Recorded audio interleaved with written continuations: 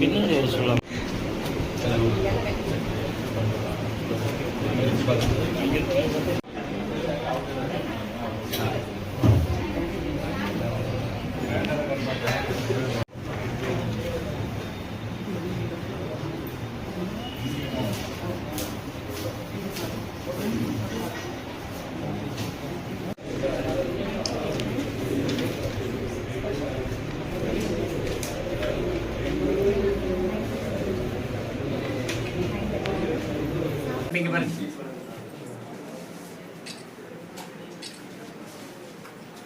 ஓகேங்க சார்.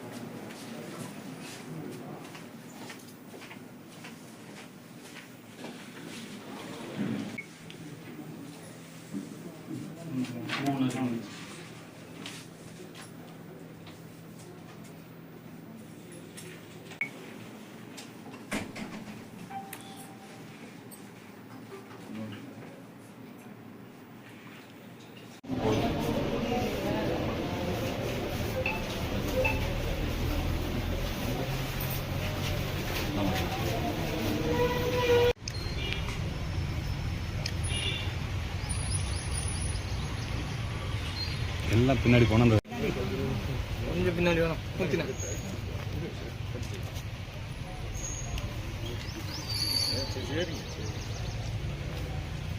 தாய் தமிழ் உறவுகள் அனைவருக்கும் எனது புரட்சி வணக்கம். எனது பெயர் பா திவ்யா. நான் தாராபுரம் சட்டமன்ற தொகுதியின் வேட்பாளராக நாம் தமிழர் கட்சியின் சார்பாக அண்ணன் செந்தமிழன் சீமான் அவர்களால் நியமிக்கப்பட்டுள்ளேன். இன்னைக்கு வேட்புமனு தாக்கல் பண்ணுறதுக்காக வந்திருக்கோம். நல்லபடியாக வேட்புமனு தாக்கல் பண்ணி முடிச்சிட்டோம். தாராபுரம் சட்டமன்ற தொகுதியை பொறுத்த வரைக்கும் அடிப்படை பிரச்சனைகள், அத்தியாவசிய தேவைகள் நிறைய இருக்குது. அதிகப்படியான பார்த்திங்கன்னா விவசாயம் சார்ந்த தொழிலும் தமிழகத்தோட விதைநீர் களஞ்சியமாக விளங்கக்கூடிய தாராபுரம் பகுதிகளில் நீர் மேலாண்மைங்கிறது சுத்தமாகவே கிடையாது. நீண்ட நாட்கள் கோரிக்கையாக இருக்கக்கூடியது என்ன அப்படின்னு பார்த்தீங்கன்னா, ராஜ வாய்க்கால் வந்து முறையாக பராமரிக்கப்படாமல் தூர்வாராமல் கழிவுநீர் சாக்கடையாக இருக்குது. அதை வந்து தூர்வாரி கொடுக்கணுங்கிறது இங்கே இருக்கக்கூடிய மக்களுடைய நீண்ட நாள் கோரிக்கையாக இருக்குது. அது மட்டும் இல்லாமல் பழனியிலேருந்து சாம்ராஜ் நகர் போகக்கூடிய தொடர்வண்டி நிலையம் வந்து இங்கே அமையறதுக்கு இருக்கிறது. இவங்க யாருமே இது நாள் வரைக்கும் அந்த கோரிக்கையை வந்து நிறைவேற்றி கொடுக்காமல் இருக்காங்க. அது மக்களோட நீண்ட நாள் கோரிக்கையாக இருக்குது. அது மட்டும் இல்லாமல் இங்கே வந்து விவசாயம் சார்ந்த தொழில்கள் அதிகப்படியாக இருக்கிறதுனால மூலனூர் பகுதிகளில் முருங்கை சாகுபடி அதிகமாக இருக்குது. முருங்கை வந்து முறையாக பதப்படுத்தக்கூடிய தொழிற்சாலை வந்து இங்கே இல்லாமல் இருக்குது. அதை வந்து ஏற்படுத்தி கொடுக்கணும். அது மட்டும் இல்லாமல் இங்கே நிறைய இயற்கை வளம் சார்ந்த தொழிற்சாலைகளை ஏற்படுத்தி கொடுக்கக்கூடிய ஒரு கொள்கையை வந்து நாங்கள் இது பண்ணி செயல்பாட்டு வரைவை வந்து நாங்கள் விட்டுருக்கோம். நாங்கள் ஆட்சிக்கு வந்தால் விவசாயம் சார்ந்த தொழில் அனைத்தையும் அரசு பணியாக அறிவிச்சிருக்கோம். கண்டிப்பாக வந்து அதை வந்து நாங்கள் செயல்படுத்த போகிறோம்.